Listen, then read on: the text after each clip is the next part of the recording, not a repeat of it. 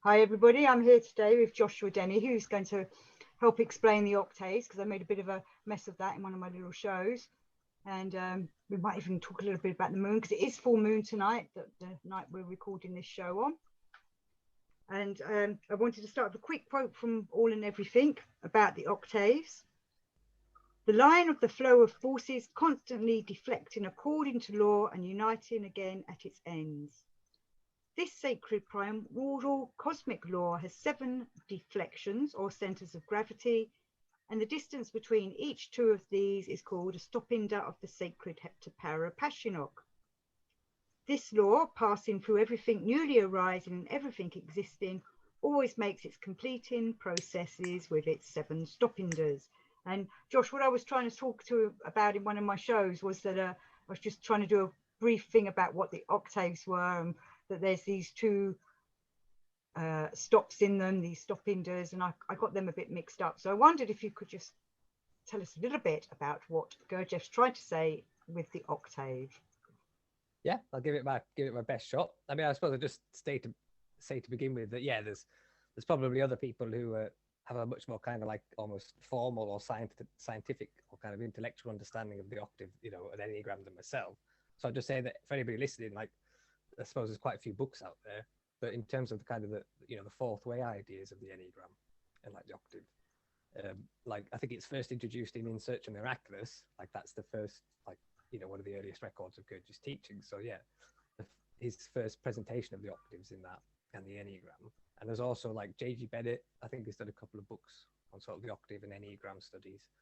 And Tony Blake, Anthony Blake, who was a student of Bennett, also released a book called The Intelligent Enneagram. So there are just a couple of things that people can look into if they want to delve into it in terms of like the law of 7 in like maths or science or all different areas. So I suppose like with the octave, we do have the law of 7, like that's what Gurdjieff talks about. Like he kind of says that there's 2 sort of fundamental laws in the universe, one being the law of 3 and one being the law of 7. And they're kind of like, the 2 fundamental laws from which everything you could say is created, or like everything works by those 2 laws and expresses those 2 laws. Like all of the laws you could say come from those 2 sort of fundamental laws. And like obviously 3ness and 7ness are 2 kind of big numbers in our sort of, you could say, our everyday experience, and particularly like in science and things. Like 3ness, we have like the nature of 3 with electric charge and things like positive, negative, and neutral. And I suppose like with the octave, like we have that with like the color spectrum, like 7ness comes into the color spectrum with music, and also kind of the structure of atomic weights, like the relationship between different elements seems to have a proportion of kind of like a relationship of 8 to go up in octaves. There was a guy. I didn't know that. Oh. Yeah, the weights, I think it's the weights, the relative weights between the different elements seems to have they have a difference of about 8. It's not exactly 8, but it's around that. And that's like, everyone seems to be way, say, 8 more grams or whatever, if you like, than another one. And I think like when they were in the process of being discovered, or like the scientists were trying to like understand the relationship of the elements, like how are these different substances formed and what their relationships are.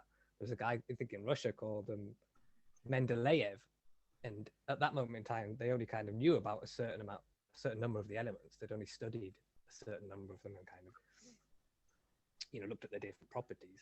And so he was kind of like, say taking the same amount of different elements and weighing them and seeing the different weights, relative weight ratios and density and stuff like that, and trying to see if there was any like lawful relationship between them. So like he had all these elements, like you can imagine as pieces of a jigsaw puzzle, but obviously he didn't have all the pieces because he didn't know all the elements, but he was still, even with the limited number of pieces, trying to work out what the relationships were.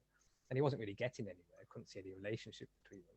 And I think like he had a dream, and he was kind of shown in the dream that it was a relationship of like octaves, like that's how the kind of the elements related to each other. The thing they had in common was like an octavic relationship.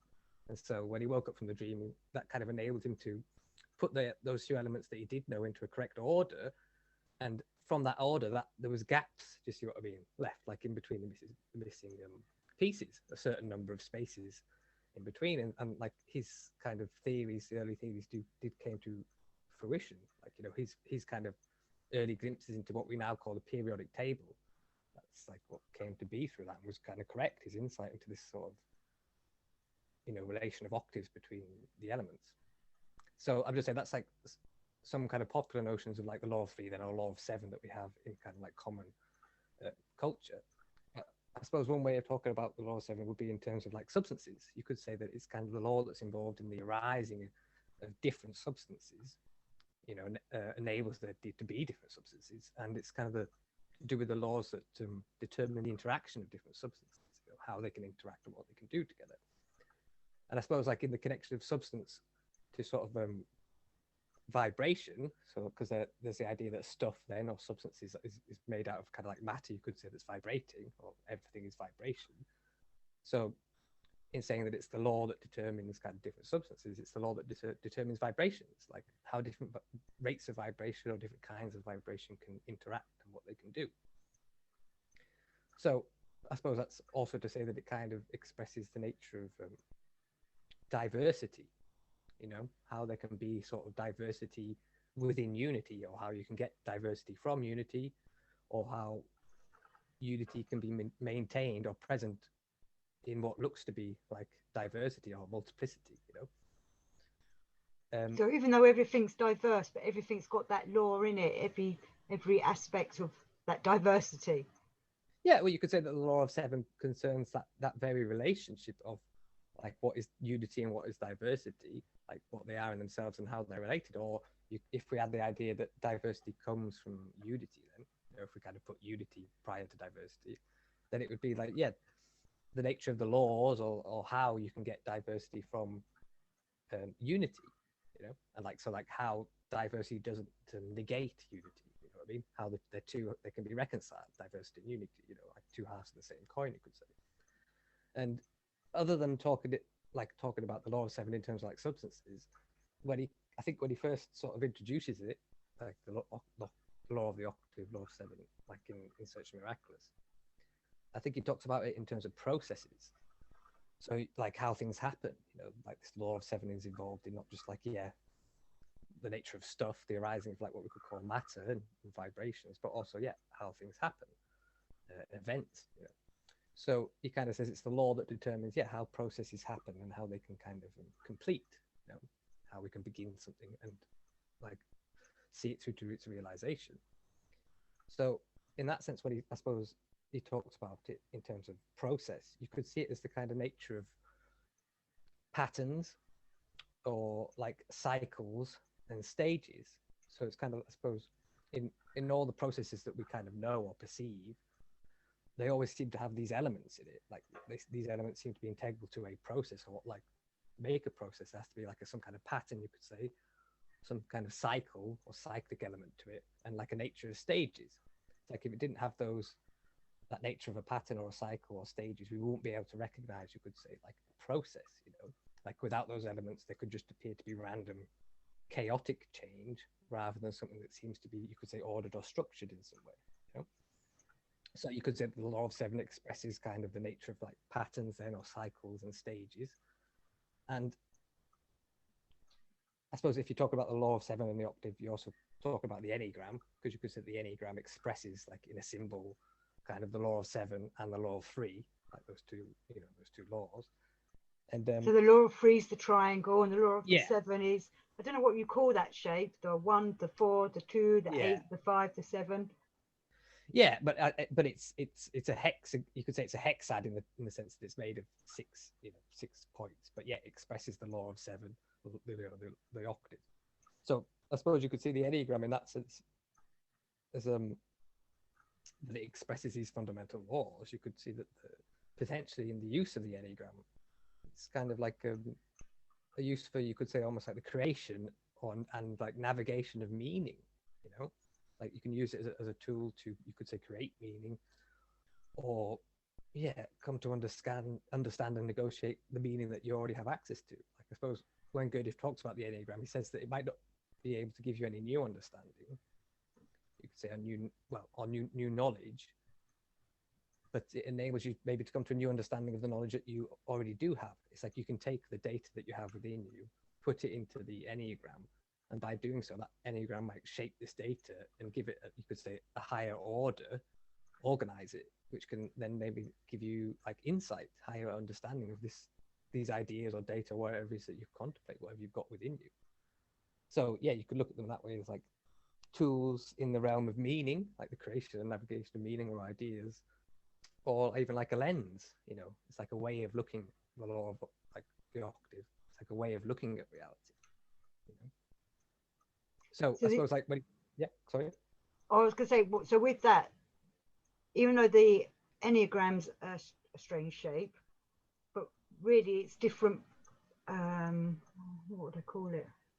Different points, but I'm thinking of the octave lines of when they show it from music of going in a straight line. It's still you're going to the next part when you go from 1 to 4.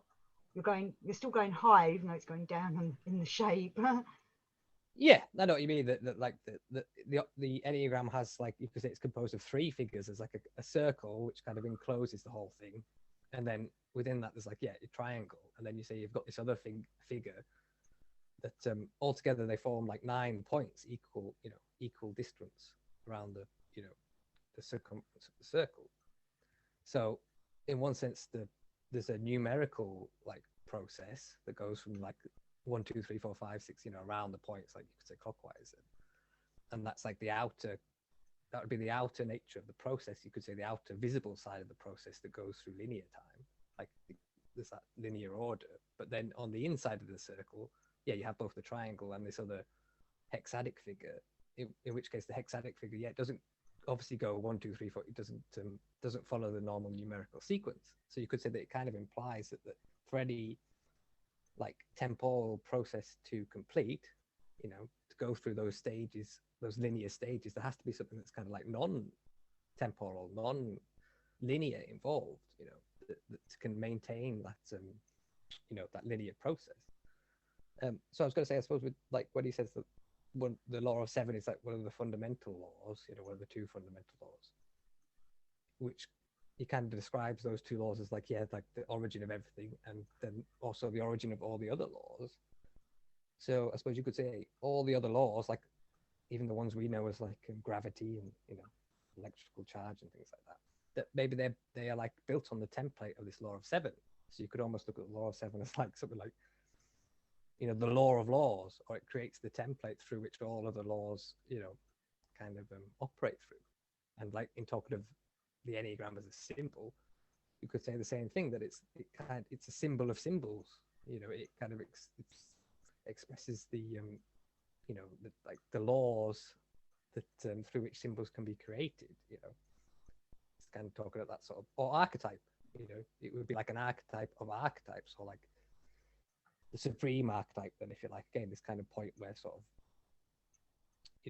multiplicity or like diversity can emerge from or be reconciled to unity. So you could say that it talks about sort of laws of meaning, like how meaning can be created, like the octave. But they would all affect each other, wouldn't they? Because I was trying to say it to someone of like, which I don't know if this is a right way of saying it, that all these different octaves and laws and things, they're all like little cogs, but they're all different sizes and shapes depending on how much work they're doing or something, but they're all still moving everything around, which is why it's harmonious. But if we don't work with it, then it all becomes chaotic. It's like it expresses that there's there's a law or set of laws to reality, within which there can be a variety of possibilities within this framework of law. Like different things can happen. You can set up some basic rules, but those rules could allow for some leeway. So it says that if we have a kind of an understanding of these sort of laws, then we can work with them. So yes, we can maybe work in a more sort of harmonious way to the whole, and in a way that can enable us to achieve our aims, I guess. And I suppose in Beelzebub's Tales, like when Gurdjieff talks about the law of 70, like you say, he mentions it as like the heptaparaparshinok. He also kind of expresses it by saying, I think, that every existing phenomena has like 7 sides to it. Yeah, I've got that here somewhere. Yeah, carry on. Yeah, it does. Yeah. So I think he says everything, like every existing phenomena has 7 sides to it. And I think he goes further to say that each one of those 7 is again divided into 7. Into another 7. But he says that that kind of fractal nature doesn't go on like ad infinitum. It doesn't go on forever. He just says there is a limit to it. Oh, does he? Oh, yeah, I misunderstood that. Right, okay. Well, I think he mentions that when he first introduces the idea of the octave in Search and Miraculous, that like he talks about inner octaves. Like he says, like relatively, the gap between 2 notes in one octave could be again itself divided into a whole series of inner octaves. So between 2 notes of one octave, you could say that there's a whole other octave on a smaller scale. But he just says, yeah, that process of like fractalization or division doesn't go on forever. And I suppose with his thing, like his idea of the sort of like the ray of creation, the structure of like the universe, there's the idea of like top of it, so to speak, being the absolute, and then it going down to what he calls like firm calm or holy firm calm. So, so you could imagine them as 2 poles of creation. So you could say that suggests in the holy firm calm that's the, that's the end point, if you like, to that kind of inner division or fractalization. He says okay, yeah, I'm having a revelation now. It's kind of like that. I'm beginning to get it. I'd never put the 2. I probably never understood it properly when I read it, which is why I never put it all together. Ah. Well, I think another way that he talks about that is when he talks about cosmoses, like, or worlds. Again, there can be this chain of worlds or cosmoses, like higher and lower. And I think he says that, yeah, in one sense, all the different cosmoses, higher and lower, you could say obey the same laws. Like, again, we could imagine this law of 3 and law of 7, which, all the other cosmoses are based on. So he says, yeah, in one sense, all the cosmoses obey the same laws, and you could say express the same laws. But he says that those same laws express slightly differently in each of those different cosmoses or each of those levels.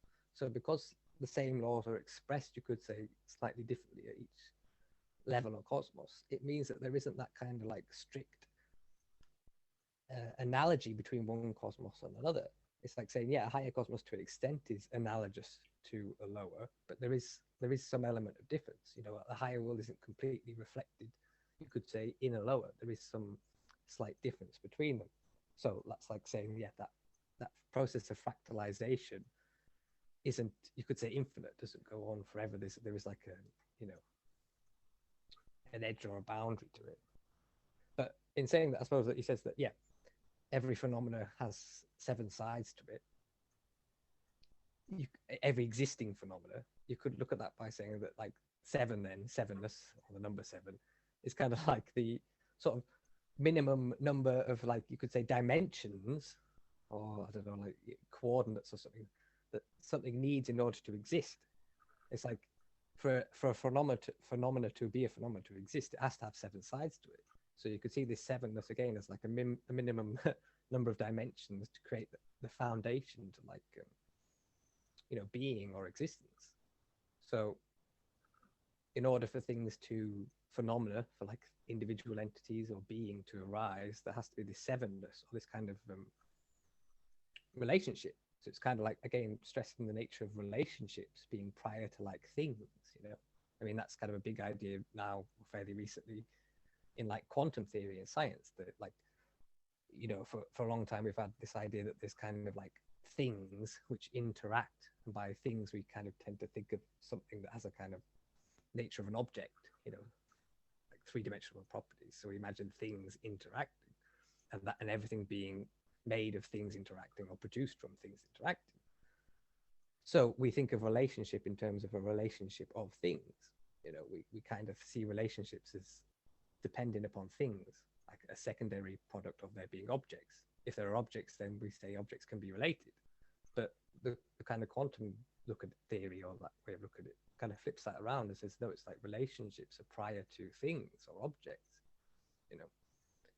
which is a hard thing for us to kind of contemplate, again, because we're so used to contemplating in terms of like objects, or our thinking is so influenced by our senses which perceive objects, so that means we can only mostly think in terms of objects. So if we're trying to think about relationship as something that is prior to objects or creates objects, it's kind of hard to think of what that can mean, or what is relationship, or we're not talking about a relationship of different things, or a relationship of like objects, or things that have an objective nature. So he says that, yeah, the sevenness is the nature of relationships and them being like prior to, being or forms or phenomena.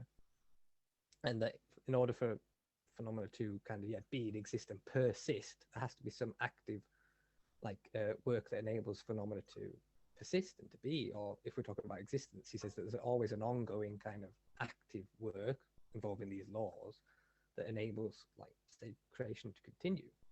So his kind of laws are more sort of you could say almost active in their nature than the normal sort of scientific conception of laws. Like in science, the laws, you could say, yes, they're active, they determine the nature of reality, but in themselves, they're just considered to be what they are, so to speak, and to just operate. They're not like something you could say that has to be active in order to maintain itself. He almost says like gravity, the laws of gravity, there has to be an active action, an active work that enables those laws to continue. So how about having how the octave works on us when we're doing this work? Yeah. Well, I suppose in terms of like I was saying with the Enneagram and stuff, it's you could say that the law of the octave or law of seven is it's like a tool in terms of how we can make sense. You could say we're always experiencing the law, the law of seven if it's involved in everything. And like I've gave some physical kind of examples with like music, and like color spectrum and things. So it's always present. It's kind of expresses, like we said, this nature of diversity, multiplicity, and unity. How there can be different elements, and yet how those different elements can interact and relate and still kind of be one. Or sameness and difference. Kind of explores that idea of what is sameness and what is, what is difference. And so that you could think of flux. The law of seven expresses the nature of like flux of reality. Like with that classic that philosophical question: can you step into the same river twice? So the idea that the river, at one level, what the river is a flow, so it's a constant changing, and yet at another level, it seems to persist. There seems to be a level of like sameness to it, change and sameness. So the law of seven again expresses that kind of question or that perception we have of these two halves, which can seem to be like opposite in nature or separate, but which can also seem to be like two halves of the same coin and integral, like sameness and difference, change and not the unchanging. But yeah, in terms of our experience, he says, like in terms of our aims, things we try to do, that the law of seven is required to be utilized in order to like complete our aims, whatever they may be, whether they're daily aims or like some aim of inner transformation. It says that they're still processes, and so they obey this law of seven, which is involved in all processes. So he says, yeah, you kind of need some sort of understanding of the law of seven in order to achieve your aims or develop or engage in like transformation or like alchemy. And he says, I suppose that in our normal kind of experience, we don't like, we have some conception of it, like we have some conception of the nature of the octave or this law of seven and law of three, like in science and things, the way some things work. But he says that our perception of that the law is kind of distorted, is askew. We don't kind of, though we have some notion of it and how it works, we don't really see it kind of properly, you can say. And because we don't kind of see the way that it works properly, our perception of it is kind of askew. We don't see the kind of the opportunity to utilize it, like again, to make use of this law in order to achieve our aims or learn or do whatever we want. So that lack of like knowledge of the octave or seeing how it works means that he says we never complete our aims. We're always kind of deviating. Like we're saying, the nature of this law of seven is such that any process, if it wants to complete or stay on course, requires some action, requires to be active in order to keep itself on course, you could say. And that's the idea of the shocks, that there are these points of shocks in the Enneagram or in any like process where something needs to be added or done, and if it's not done, then the process can't continue, persist, or complete. So he says that because we don't see these shocks, we're not able to make the kind of action or effort, do what might be needed at those moments. And so we're constantly never achieving our aims, even when we seem to achieve them. Like he says that even when we can set out to achieve something and it seems like we've done what we set out, he says that more often than not, it's not the case that we've really achieved the aim, because it's like over time, you could say the aim has changed in meaning. It's like we haven't really set out to achieve what we set out. So like, yeah, our aim, you could say, or our understanding of it or its meaning has changed over the course of time. So we don't complete what we set out, but we don't realize that, you know, like it poses a strange question in terms of our understanding of like, well, aims and purpose. Like if even when we're under the assumption that we're completing our aims and think, you know, we're not, it suggests that I suppose we've got a misunderstanding or misconception in our very like conception of purpose or what it means to have an aim and to complete an aim. It's like our understanding of that must be kind of like bobtailed or askew, and that's what enables us not to see that that we've been under the influence of deviation. You know, it's our misunderstanding of the nature of like what it means to not deviate, to complete. It's our misunderstanding of completion that enables us to deviate or to not see that we've deviated. You know? But I wonder if people find, like, if they don't know there's an octave, so they're not aware that there's going to be this stop into this shock. When that shock comes, they might think, right, this isn't working for me, and walk away. Or, you know, let's say, for example, someone's studying the work and something happens that distracts them, or suddenly it stops working for them, or they get to a point where they can't go forward. And they don't realize they need that shock. Then you put more effort in or something, because I think in the first shock you have to put your own effort in, and in the second shock something comes from outside to help you. I might have it ran the wrong way.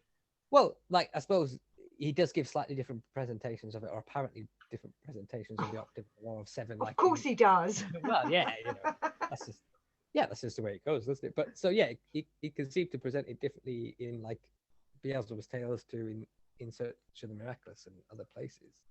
But one way of looking at it is that the kind of, you could say the first shock then, if you want to call it that, is kind of automatic. It's kind of like, you know, happens, it's done for you, you could say. It still requires something to give an active force, so something's doing something, but it's not down to your own volition. You don't need to do anything. So like he equates that with that. You know, he talks about the human factory, like says we receive 3 foods and transform them. We have like 3 stories. He says that, yeah, the first shock that helps our first food, like physical food, to digest is done for us. Like I don't have to make any subjective intentional effort in order to digest my food. Once I put it into my system, it's digested for me. So he gives that as one example of like that first shock being sort of automatic, like done by, you could say, outside forces, something else, you know, enables that to happen. But then what would be the second shock, but you could say the first conscious shock, that's the first intentional shock, you could say, where we have to do something, you know, we're involved in it. So like in Search of Miraculous, that's called the first conscious shock. And that's described as like, you have to make an effort with your like subjective attention, like trying to be aware, like he talks about like being aware of yourself at the moment of like receiving an impression. And again, impression is spoken of as one of your 3 foods, like physical food, air, and impression. So yeah, you could say that the first shock in the process is kind of automatic. And I suppose with the Enneagram, you can see that it begins from dough, you know, so you could look at that first initial dough, you could look as a point of shock, but it's already given for you. You begin from somewhere, something's already present, you know, that enables things to begin. And then the other 2 shocks in the process would be, that involve some kind of intentionality or consciousness, and the first one being more kind of situated in just your awareness or attention, and the second one being more like what he calls like an emotional shock, more to do with the emotional nature.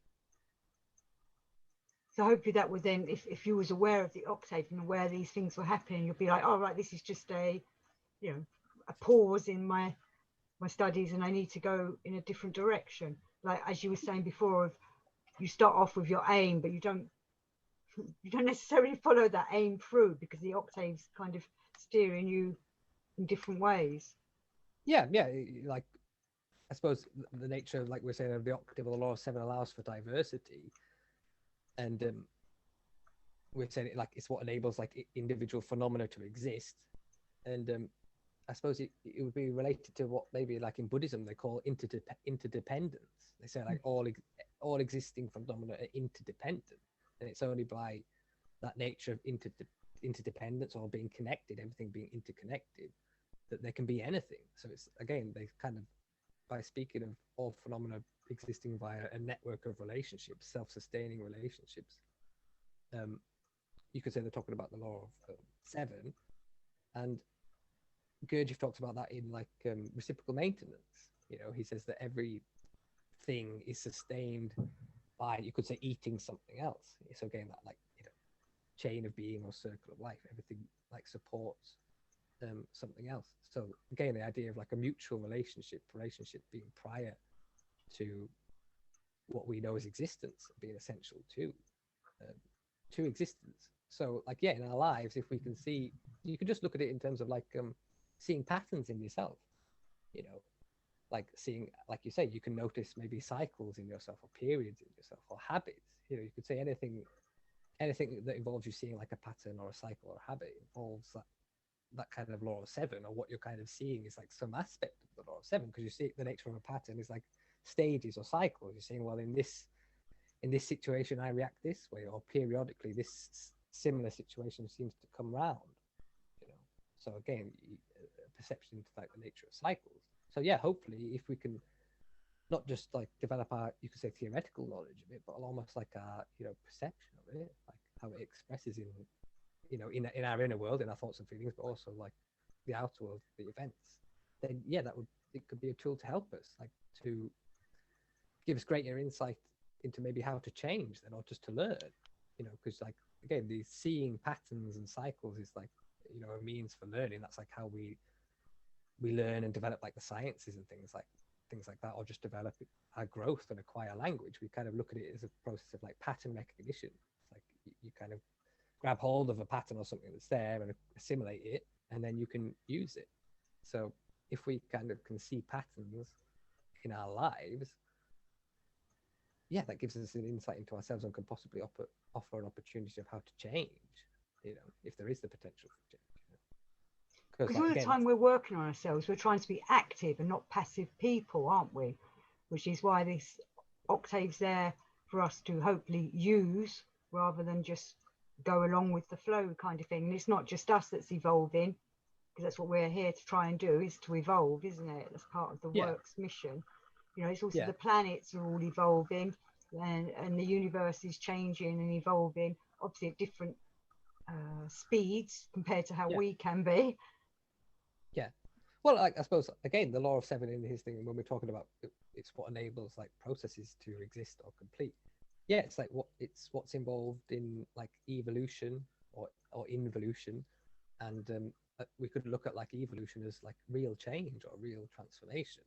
You know, something that's kind of creative, that's not just like you could say mechanical.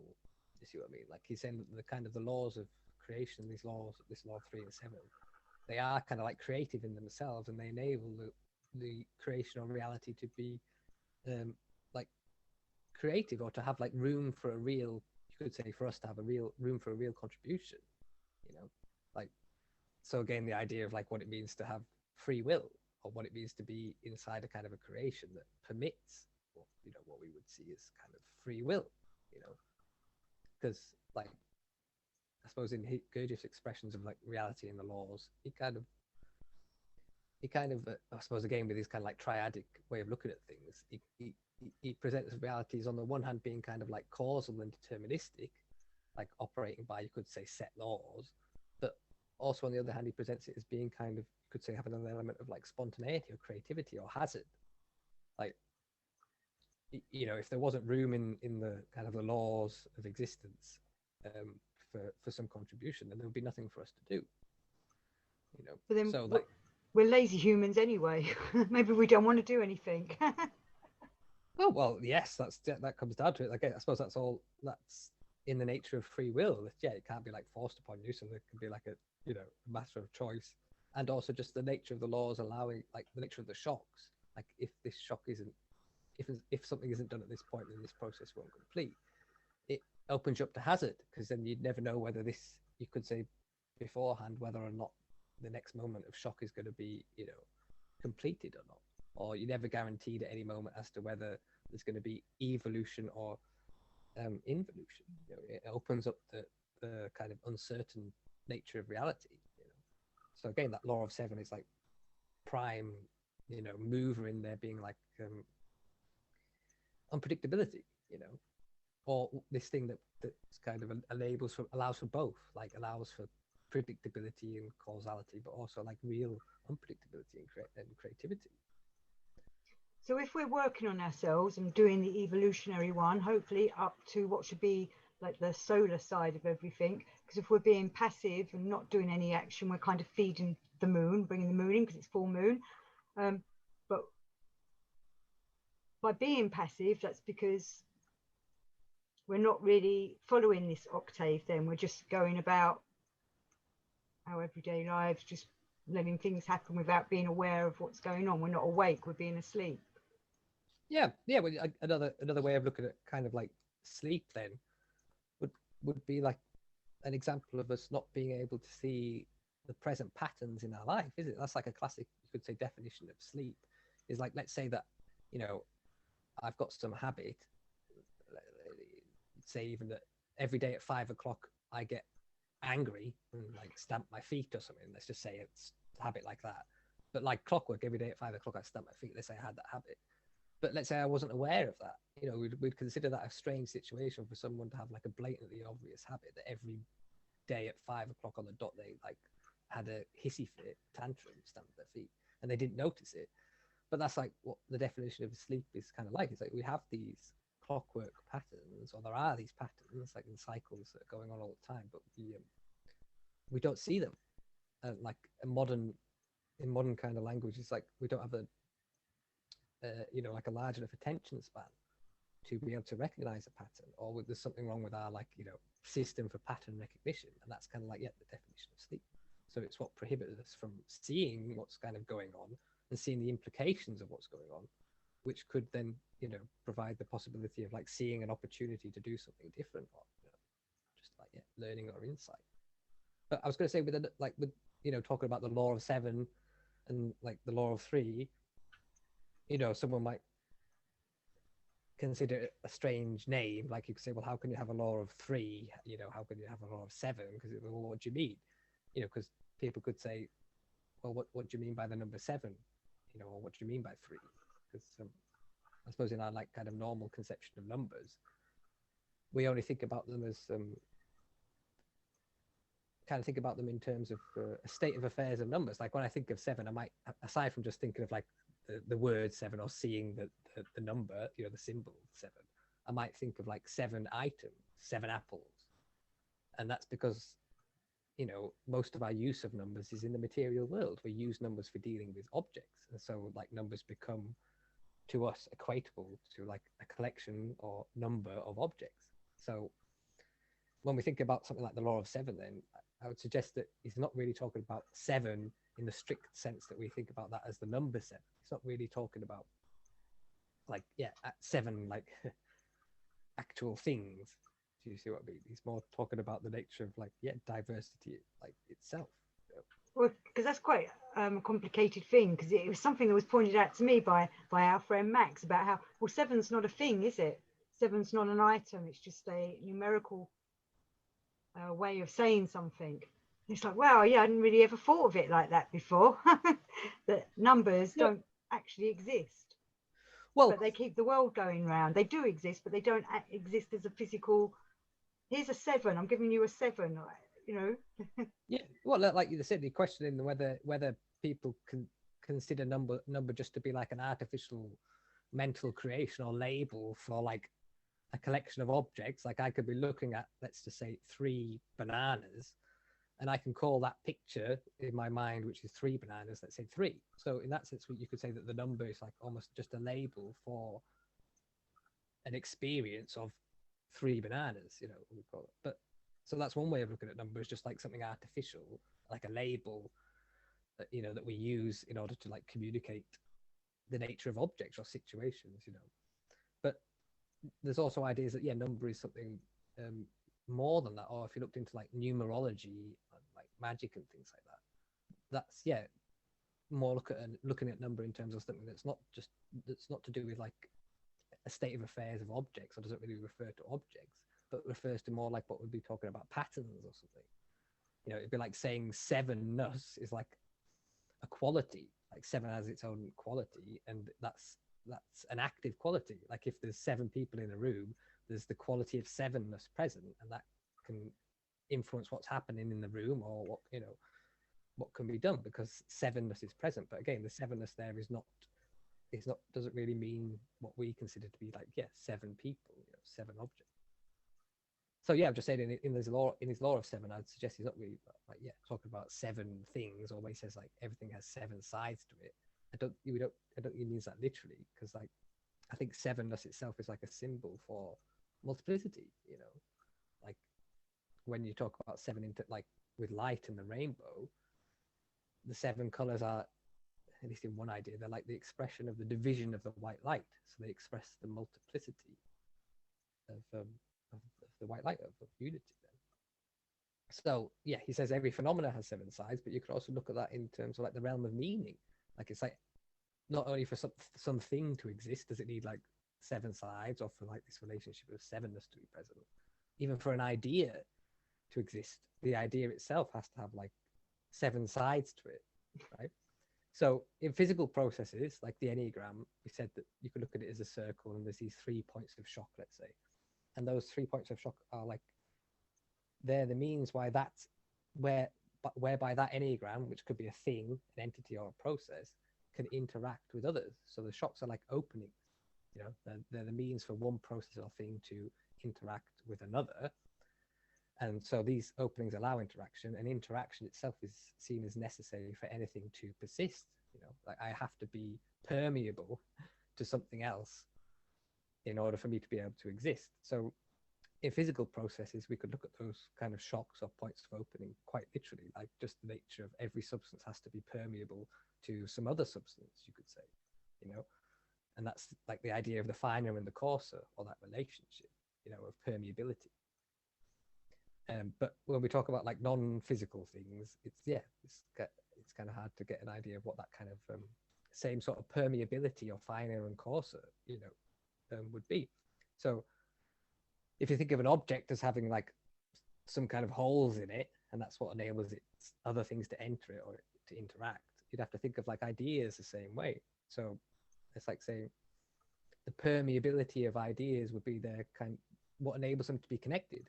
Like when I'm thinking about ideas, and one idea can seem to be related, connected to other particular ideas. So like the law of 7 here in the world of meaning would be what enables like different ideas to be relevant to each other, to have you know, relation. Or Gurdjieff talks about the laws of association, I think, in Beelzebub. So the laws of association in our like thinking and mentation are what enable us to get from one thought to another, you know. Again, I take it for granted that I can have one thought, and that can make me think of something else. Like I can think of a currant bun for some reason, and that can make me think of last Tuesday when I had another currant bun. But yeah, we take it for granted that one thought can like, yeah, lead to another, or there can be some sameness or relevance established, you know. So that law of 7 is what kind of, yeah, in the mental world enables like, yeah, literal thoughts to be connected. It's what enables relevance to be established between but like that can play up with us quite a lot as well. You could have you might be thinking, right, I've got to think about these current buns, and then suddenly you think of something else that was related to that current bun that relates to something else, and before you know it, you're like 10 thoughts away from what that current bun thought was all about. Yeah.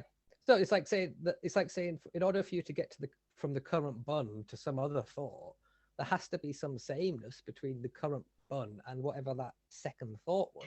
It's like if there wasn't some real relation, some actual connection between the current bun and something else, which could be something completely random. Like I could think of a current bun and then think of a toenail, and they could appear to be 2 completely different things that have nothing in common, perhaps. But obviously they must have something in common in order to be related, in order to move from one thought to another. Now, people could think that those connections are just arbitrary, like the fact that I think of a currant bun and then a toenail.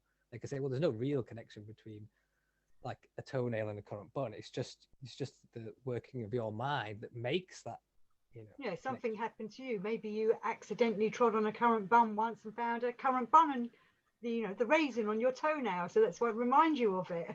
Yeah, but even when to yourself, even when subjectively you have one thought and then have another that seems completely random, like say you have one thought and another that seems to be to you even completely unrelated, it's still like saying even in that situation where you seem to be having 2 unconnected random thoughts, there is a connection there. Yeah. And that very connection is what enables you to move from one thought to another. Like all the thoughts in your brain would be like squares on the chessboard, and all those squares on the chessboard are touching each other. They're connected, and that's how you can move from one to the other. Like, so the connection of the thoughts, or like the squares on the chessboard, what enables them to be connected is like, we're talking about the law of seven. Then it's like something has to be done, or this law has to be at work and active, which enables things to be relevant to each other. You know, like, it's a strange idea what we think relevance is. Like, people can just think about it as all just in your mind, like whether you see two things or subjects as relevant or not. People just think it's subjective creation, or people could ask whether it's objective. Is there like objective relation between things or ideas? You know, are some ideas, you could say, more related than others, or are there objective forms of relation between ideas? You know, it's like asking whether ideas, again, like we were talking about with numbers, whether they have some sort of like being of their own, you could say. You know, and like I think Gurdjieff talks about, like, say you can almost weigh ideas. You know, that's kind of like what pondering is supposed to be, is like the weighing of ideas. So you kind of almost suggest that any idea has like not just what we would consider to be a truth or a falseness to it, but a degree of like potency or being. You know. Well, I wanted to also talk about the moon, which you said you didn't mind doing, if that was okay, because I feel like all this does lead to the moon anyway, and the octaves on the planets would be, you know, the moon needs to be developed. And I just wondered if you could explain why the moon's evolving and why it feeds off, why we feed it. Yeah.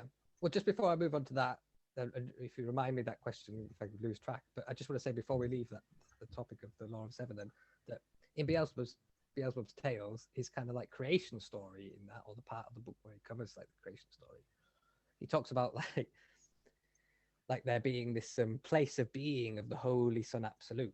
Like, and this is like what he talks about, what was there at the beginning. There was like nothing but apart from God, let's say, and this his place of being. And he kind of almost talks of it like a literal place. He like talks about it as almost something that has like physical properties. Like, just imagine it as a sphere. So, okay, in the beginning, there was this place of being of the Holy Son Absolute, this physical sphere, let's say then. And he said at some point, God realizes that sphere, that place of being, is what he calls diminishing in size due to the effects of like what he calls a merciless herapass. And he says that another word for like the herapass is kind of time. So God realizes that his place of being is like shrinking in size due to the effects of time. Now, like, in terms of what we've said about kind of meaning, like the law of seven being not just integral to the creation of physical things, physical processes, but also to the creation of meaning, you could say that maybe what he means by like the place of being of the Holy Son Absolute, it's not there. It's not like a physical place, but maybe it's meaning itself, you know? So that would be to suggest then that like it's almost like meaning itself requires some kind of action in order to persist. Like, meaning needs something to be done in order to like remain meaningful. And time, if that's what's like shrinking meaning, is some factor of limitation on meaning. I suppose like in some modern scientific ideas, we have the idea of information. You know, they say that everything is kind of made of information, and that what we take to be like more organized states of matter, you know, to compared to something that's more diffuse. Like, you could say a chair is more organized than like sand, relatively. So that's almost like saying the chair has more information, you could say, or has a higher form of information than the sand. So in their idea of like the laws of the universe, and normal scientists, they say everything runs downhill. It's like everything is burning out. It's almost like saying there's only a certain amount of energy, you could say, and it's dissipating. Or any like form of information that gets created, as soon as it's created, it begins to disintegrate and will disintegrate at some time. So you could say maybe they're talking about a similar thing, like the nature of entropy, that it's not just applying to physical matter, physical forms like crumbling like a wall, but the information is more like, referring to the diminishing or dissolving of what you could say is meaning or information itself. So yeah, I'm just suggesting that's another idea for what he's talking about by like the merciless Herapas. It's like time. And again, I think he links time. He says it's like the fractioning of the whole. I think that's one of his definitions for time. So because that's why he put the whole universe into place, and all the cosmic maintenance and world creation was to, because I don't think he stops time, does he? It's to slow it down, diminishing his Son yeah, Absolute. yeah. So when God realizes that then let's say time is diminishing his place of being, that's what kind of gives rise to his act of creation, or making the creation as we know it, or the kind of creation. So like, yeah, in Beelzebub's Tales, when he realizes that his place of being is being diminished by time, or maybe realizes that, let's say, that meaning itself is susceptible to kind of like dissolution, that's what spurs him to make an action, to do something, to stop it. And in order to stop it, he has to kind of create a different kind of creation, or like a creation that works in a different way. Like his initial creation, that little like sphere, is kind of talked about as like self-enclosed and like completely self-governed. So it'd be like a system that was closed and didn't allow for like creativity. It'd be like completely deterministic, like, whereas so he moves from that kind of form of creation to one that's you could call it like an open system, or one that's not deterministic, one that allows for like real novelty or spontaneity. I often wonder, is he trying to fool time into thinking that the other creation, the world universe that we're in and everything, was to fool time and distract it from his Son Absolute?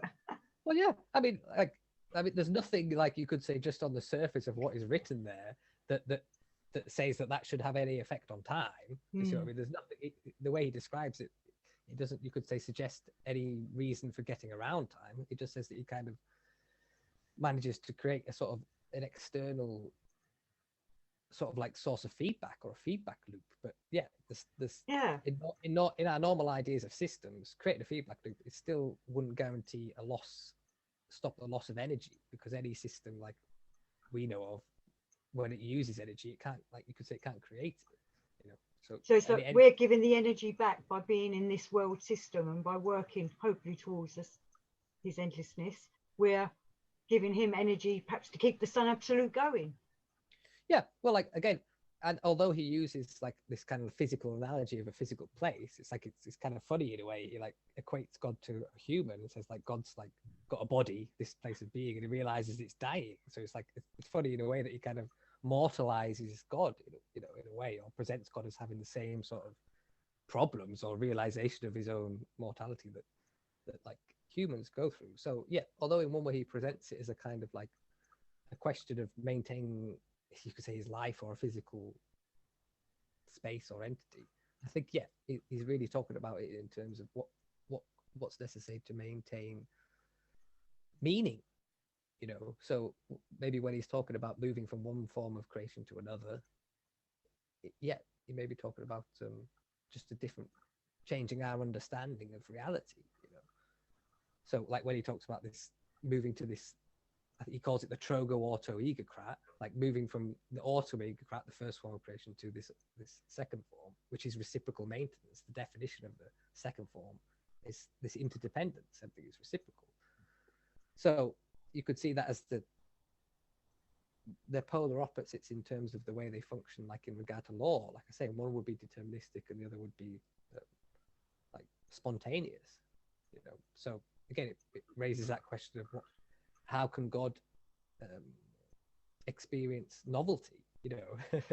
Normally we'd see God as all-knowing, and how would it be able for him to experience novelty or unknowingness or uncertainty? Like that's the big theme in Beelzebub's Tales. God like not knowing stuff, having unforeseenness. Yes, yeah. Well, so what seems to feed or stop time is in that sense is like this working of creation that allows for novelty, newness. And you could just look at how that works in your ordinary experience. It's seeming newness, like to my experience, it's encountering new situations, new events that you could say stops my decay, in the sense of stops me from just seeing things as just the same, you know. It's like my new experiences every day, experiencing something new every day is kind of like, you could say, what keeps me alive, because it's the sense of an encounter with something different or something new. You know, it'd be I think you can try and imagine what effect it would have on your mind if you woke up every day and it was exactly the same, like Groundhog Day. You know, people could find that very hard to bear if everything was the like same. 2020. Yeah, exactly. But so yeah, it's just, you could say it's talking about the nature of change or newness or unpredictability. What is that? And that being like almost the vitality of life. You know, what is food for God, for creation, for, you know, rather than like this unpredictability and like unknowingness being something that's just destructive or something that we want to get rid of. That's like our enemy in like in the normal conception or scientific outlook is ignorance or not knowing or unpredictability. We want to remove that. We want to know everything and not and completely be able to predict events so that nothing is like uncertain, you know. So for us, we see unpredictability and the unknown as the enemy, like the thing that's, you know, going to kill us. Whereas, yeah, he kind of talked about it as like the integral source of life, and, you know, what we can use for our transformation, you know. Though a lot of people like to have a Groundhog's Day and everything's the same, and like to feel safe and secure that tomorrow at, you know, whatever o'clock this is happening and then that's happening. And I myself can't live like that. I like to do things differently. Yeah. But I wonder if that's why people like ourselves look into this kind of work, because we realise that life's not like that. So we're more prepared for the unexpected, more prepared for unpredictability, and maybe we handle it better.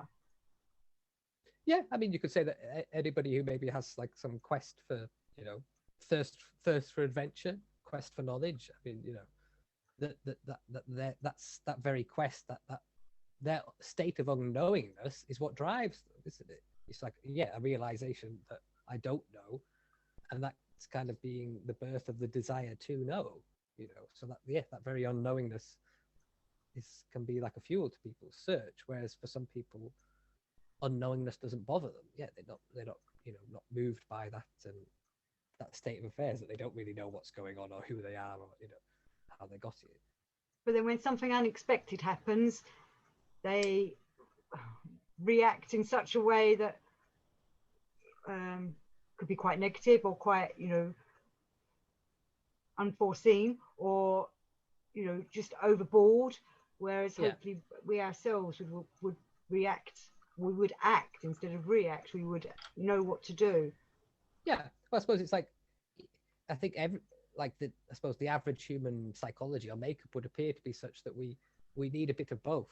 Like, we can't function if everything seems to be completely the same. Like, even the people who are more just repeating the same things every day, even in their lives, they still experience some change, some uncertain events, some things that are unpredictable. Even if they've got the most rigid, regimentative lives, there can still be things that crop up that work, you know. So I think you're saying that it's a spectrum. Like, on the one hand, we maybe need and do crave a bit of certainty and repetition, you know, predictability, but on the other pole, we crave unpredictability and the unknown, you know. So, like, again, like two halves of the same stick.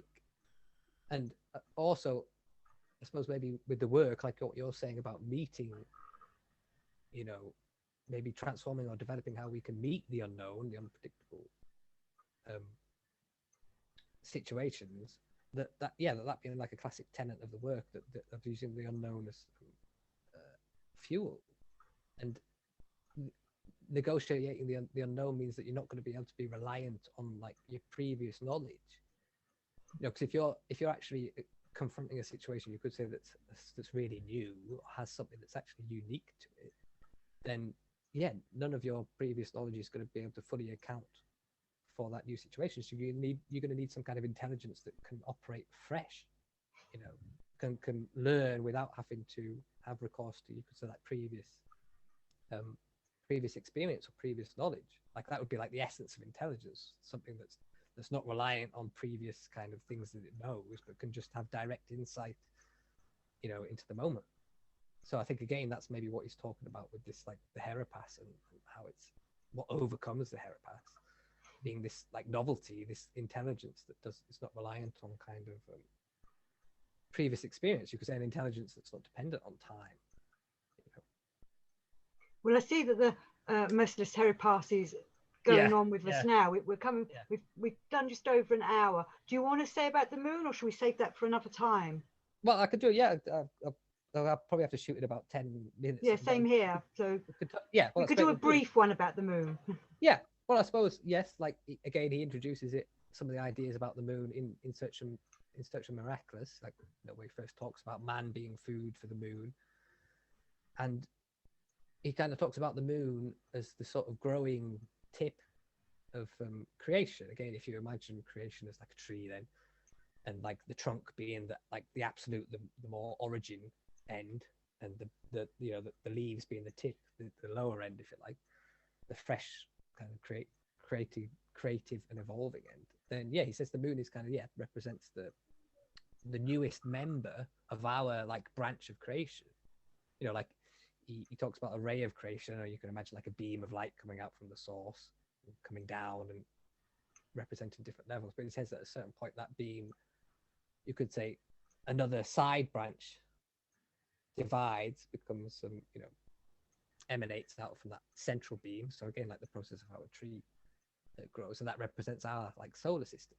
So yeah, the moon represents the growing tip, the newest sort of member in our branch, our solar system. And so it requires a certain kind of food. You know, like you could say the fresh buds require more food than like the trunk. All of the tree requires to be like food to be like renewed, but relatively, you could say just the growing bud needs more. It's on the like it's on the frontier of, you could say, like growth and newness and creativity. So the moon being in that place requires a certain kind of food. It's a new member of like our solar system relatively, so it needs a particular kind of food. Like a baby requires baby food, it can't eat or digest like a steak. It can need its mother's milk, and then it can eat soft things before it can. So it needs a particular kind of food. And he says because of where we are on the earth, in relation to the moon, like you could say one of its next door neighbors, the idea with a reciprocal relation and reciprocal maintenance, we are required to provide it with a certain kind of food, and vice versa. It supplies some food to us, vice versa. So he says that you could imagine it as like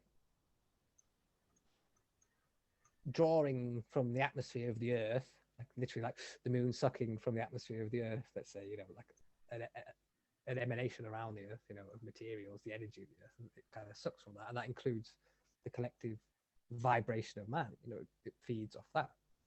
So that's like saying all our experiences, like thoughts and feelings, something of them goes towards, you could say, the feeding of the moon.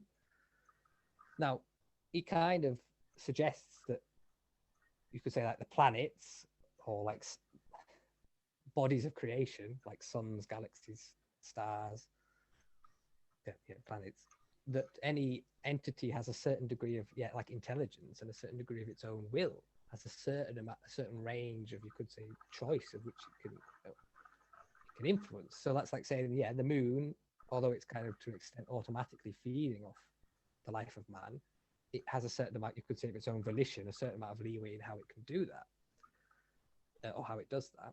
And that reflects in saying that man also has a certain amount of leeway in terms of how he provides that food to the moon. Then, it's like everything is required to feed everything else, but we all have a certain amount of volition in how we do that, or a certain amount of, leeway in terms of how we do that. And in the work, the whole idea is that you're required to provide these foods, but you can influence the way you feed these other beings or cosmoses. And one way of doing it is such that you can feed them, but also transform yourself in the process. So a lot of the time he kind of seems to blame like negative emotions, or like sometimes maybe like wars, or man's kind of state of sleep on the moon. A lot of the time he says, I blame the naughty moon. So again, he's almost looking at the moon as like a child, and children can be, they can behave not very morally sometimes. Like children are perfectly capable of being greedy and snatching and slapping. You can see all that, those animalistic nature present in the in them from birth. So again, you can look at the moon that way.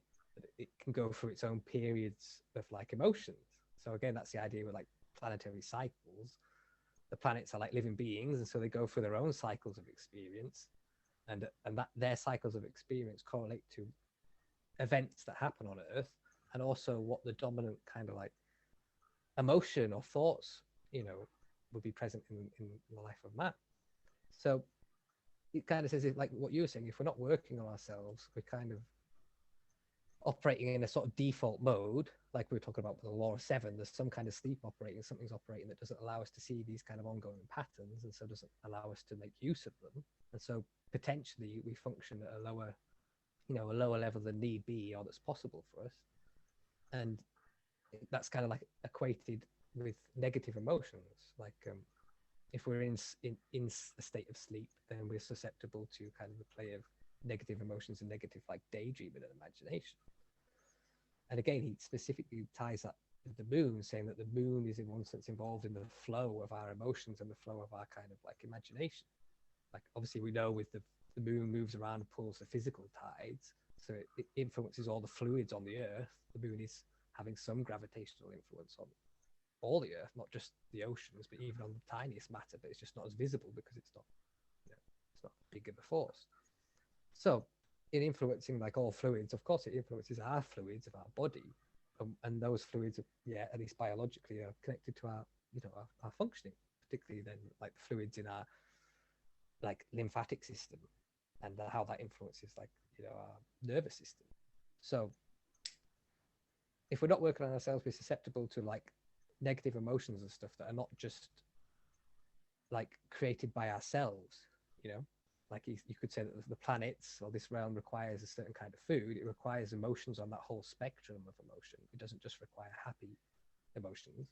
So all of the spectrum is required, and that's kind of what gives this like a movement to man's emotional life. It's because like almost Gurdjieff talks about it, saying shit kicks off or a war kicks off at some place in the on the earth because like a certain influence of food is needed by a certain planet that have So yeah, we experience negative emotion not just because of our own like I don't know, stupidity or egoism, but also because that's part of what's required in a way at another level. And so if we start to make these efforts, you're kind of aiming to transform, you could say, your expression of like those negative emotions. Then you're aiming to develop the way that you can respond to that kind of like planetary weather then, or lunar influence, like trying to develop the way that I can respond to it, not manifest it in a kind of the automatic negative way, and via trying to work on how it expresses through me, like the influence of the moon, transform my emotions and thoughts, then yeah, I can possibly gain something for myself, and maybe not be so destructive in my life or just in my own suffering. It's all part of the cosmic processes. Yeah, and we want to work with it, not against it. Yeah, and when he talks of the moon, I think he mentions that there's like two moons. He says that modern man can't see the other of the moons. Anulius. Yeah. So I think again, he's linking that with the kind of functioning of, you could say, like our imagination, that we've kind of become submerged under like our thoughts and our feelings. Like if you imagine the flow of our thoughts and feelings as like a weather system, we're kind of like submerged under it and at the mercy of it, rather than like being able to to see that flow or interact with that flow consciously. So it's like because we we're not conscious, then we live under the sway of half conscious, semi-conscious like thoughts and feelings, which is why we're working on ourselves, isn't it? To make ourselves more conscious, to make ourselves use make the right vibrations and energies through being conscious, being awake. Yeah, and like Gurdjieff always like talks about, as above, so below, to an extent. Like we're saying, that there is a relation between the above and the below, but it's not a strict mirror, but there is obviously a connection. But saying that the process whereby like solar systems are created is the same processes that we can go through in ourselves, like realization or development, like growth of these higher being bodies. He kind of like says it's like an analog to how planets form or how moons form and their atmospheres form. So I suppose like in having a moon like orbiting the Earth, you could look at that in like in terms of like your attention or like sensation, like working with your attention to bring it into like an orbit, you know, so that you can be aware, create a, you know, a circumference, you know, that is aware, that's conscious, you know, an atmosphere, and that can provide like source for insight or for life or for growth. So another way of looking at the moon is like, yeah, representing, or at least the second moon, representing like you could say attention and maybe sensation, you know, like work with sensation to create, well, say new insight or a higher body. Well, I advise people to go and read the chapters or go and listen to an audio book of the chapters so you can get a better understanding of Gurdjieff's work. And I always think, you know, go back to the source and the core, because we're obviously just trying to dissect it ourselves and understand it. But I want to thank you very much, Josh. So your WordPress is Tapestry of Beelzebub. Yeah, Got Tapestry that right of this time? Yeah, Tapestry of Beelzebub's Tales. That should get you there. Yeah, if people want to look at it. So thank you very much for this, and we'll do some Yeah. more soon, because I always enjoy them when we do these. And we've done others. I've got lots of new people subscribed to my channel. Please go through and find all our other videos where we waffle on about all this. So thank you very much, Josh. Yeah, Until thank you, Denny. next time. Yeah, enjoyed it as always. Yeah. Let me do the